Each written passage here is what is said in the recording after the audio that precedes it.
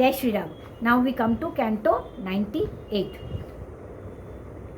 Summary of the canto. Telling of Guha and Shatrughan with their followers to find out the hermitage of Sri Ram, Bharat himself, who was keen to see Sri Ram, goes out in search of his hermitage with the ministers, walking all the way and envying the good fortune of Sita and Lakshman, who were living with Sri Ram, and reaching the foot of a sal tree and concluding the place from the presence of smoke nearby to be a human habitation, and ruling out the possibility of any other human being living in that lonely forest, he eagerly hastened towards the forward in the hope of meeting Sri Ram. So, having encamped the army by the side of Chitrakoot, the powerful Bharat, for his part, who was the foremost of those endowed with feet, desired to approach on foot Sri Ram, who was implementing the words of his father. The army, having been barely encamped in a well-behaved manner, according to Bharat's direction, Bharat, for his part, spoke the following words to his younger brother Shatrughan. While these multitudes of men forming your retinue, accompanied by the Nishads, the followers of Guha, O gentle brother, you ought quickly to search this forest all round. Let Guha, surrounded by 1,000 of his clansmen, carrying each arrows, a bow and a sword in their hands, personally search for Sri Ram and Lakshman, the two scions of Kakushta, in the forest.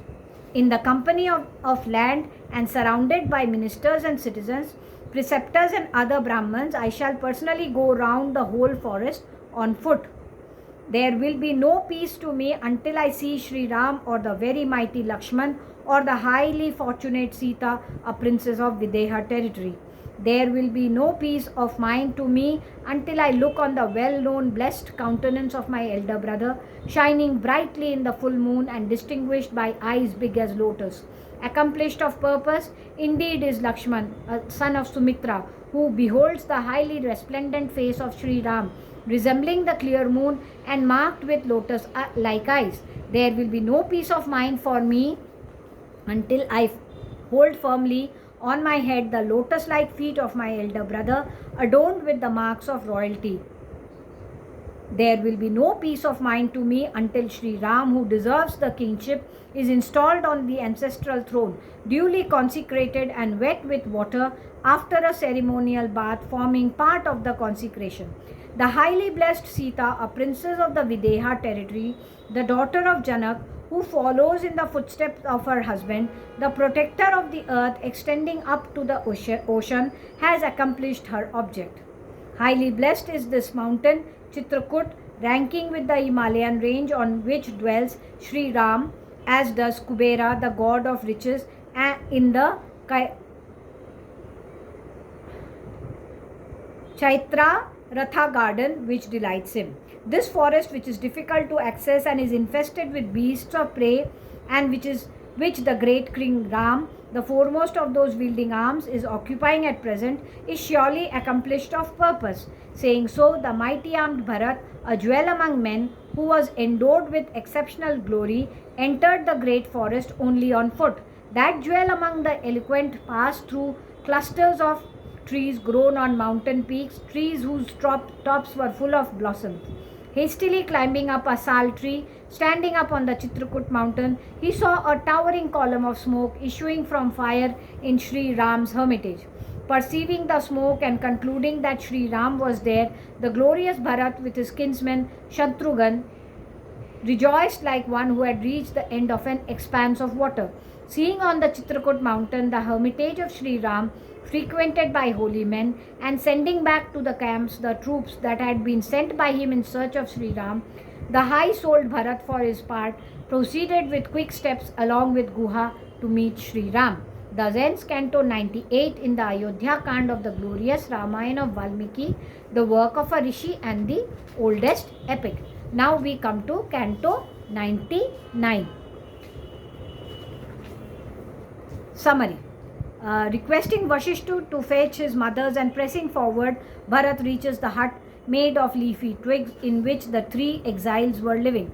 While attempting to hail Sri Ram, Sita and Lakshman on seeing them, he stumbles down even on an even ground, his eyes getting bedimmed with tears at the sight of that ascetic garb.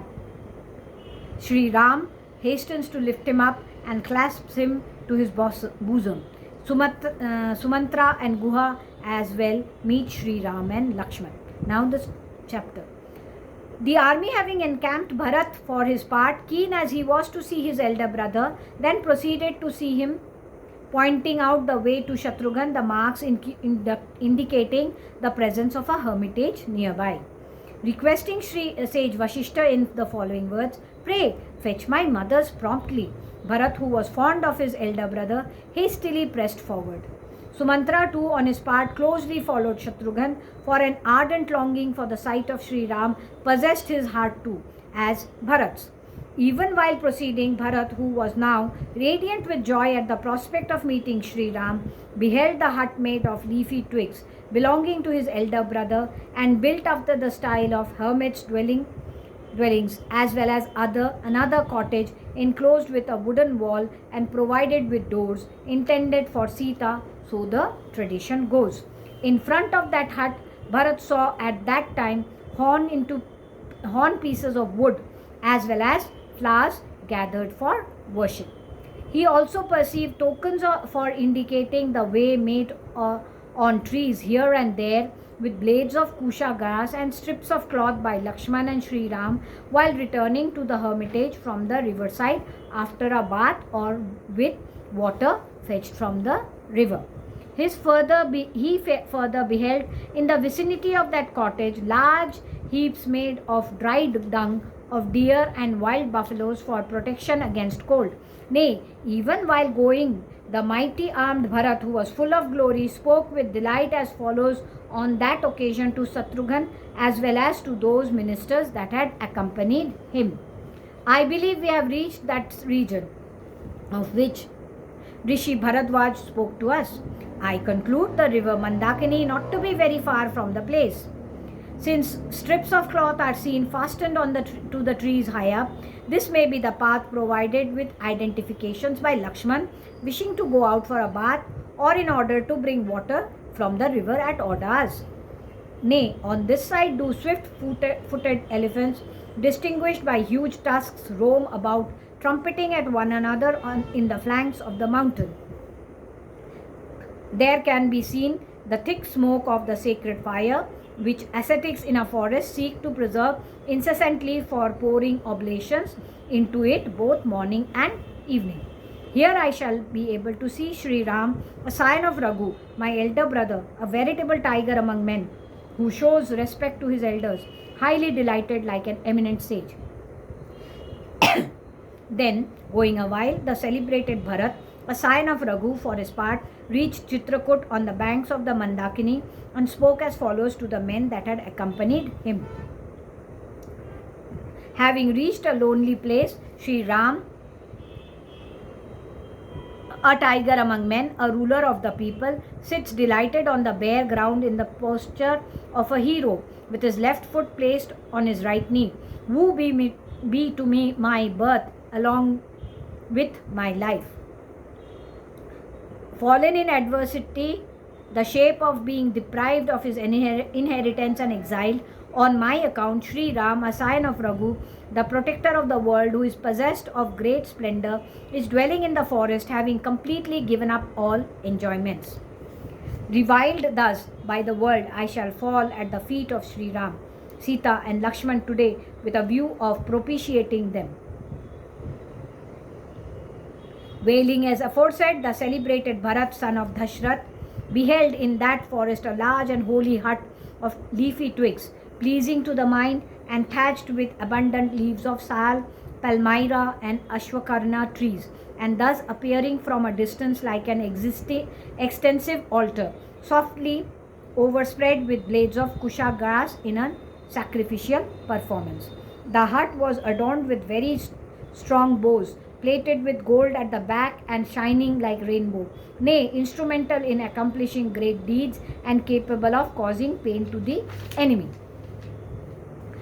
It was further graced with fearful arrows encast in quivers and shining like sunbeams, in the same way as Bhogavati is graced by serpents with incandescent woods. The hut was also decked with a couple of swords encased in sheaths of gold, and further adorned with 2 shields emblazoned with flowers of gold, distinguished by gloves of iguana skin, decked with excellent gold and hanging on the walls. The hut was unassailable by hordes of enemies, even as the lair of a lion is incapable of being assailed by deer.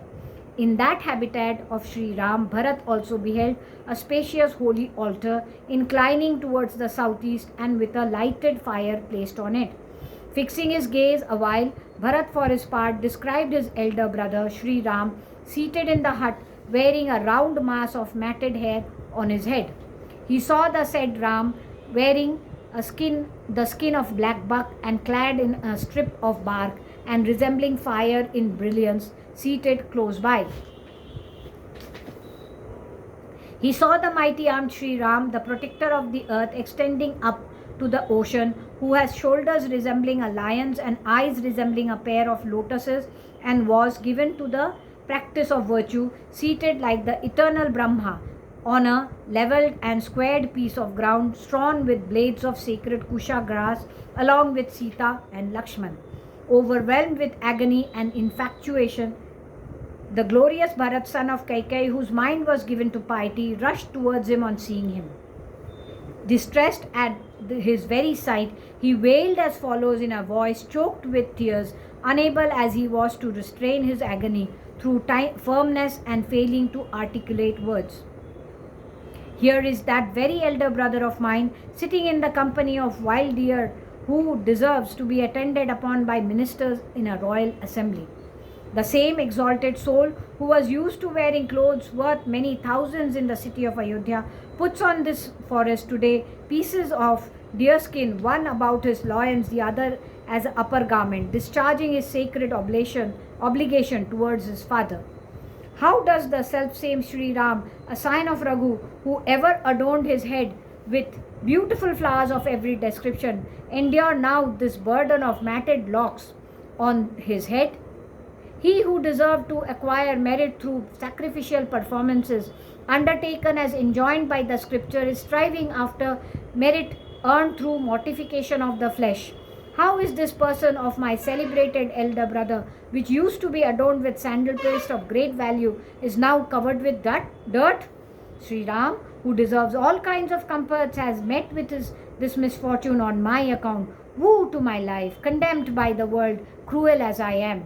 Loudly wailing as aforesaid, Bharat, who was feeling miserable, his lotus-like countenance covered with perspiration, fell down crying, unable as he was to place his hands on the feet of Sri Ram, pitifully saying, "O worshipful brother, but once that very mighty Prince Bharat, tormented as he was with agony, said nothing further.